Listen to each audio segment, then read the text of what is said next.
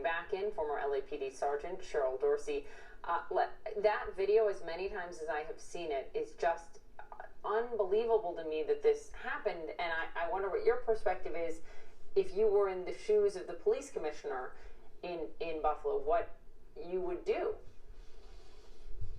Listen, Buffalo has a history of foolishness, and so, you know, I get that these 57 officers are bothered, and they quit the unit, and I think if they really had, you know, some intestinal fortitude and just, instead of just quitting the ERT, emergency response team, they should have just quit the department. Back in 2008, a friend of mine, my sister in law enforcement, Cariol Horne, complained about a partner on the Buffalo, New York Police Department, Gregory Kwiatkowski. Why? Because he choked somebody who was handcuffed. She reported him. He hit her in the face. She was fired. He went on to promote to lieutenant and ultimately was sentenced in 2018 to federal prison for violating the federal civil rights of folks. And so this is not anything new to Buffalo Police Department. That's how they get down. And again, until a police department is willing to take affirmative action, hold officers accountable, remove errant officers, those 57, if they have a mindset to push down a 75-year-old man,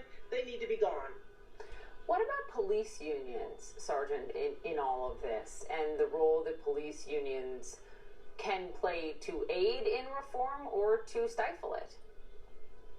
They're part of the problem. And listen, police unions are just lobbying arms of the police department. And they too, many of the presidents, you've heard them speak before, they have not seen the murder of a black man or woman that they can't get excited about. And so what needs to happen, I think, is that politicians need to be barred from collecting ridiculous amounts of campaign donations from these unions. And so when it's time for the communities to put forth legislation and hope that your legislators will get behind it, and they don't because they're getting money from unions, then maybe legislation can pass that will actually hold officers accountable. Police unions are part of the problem. They help officers hide under the cover of the Police Officers' Bill of Rights and thereby don't do anything to deter that bad behavior.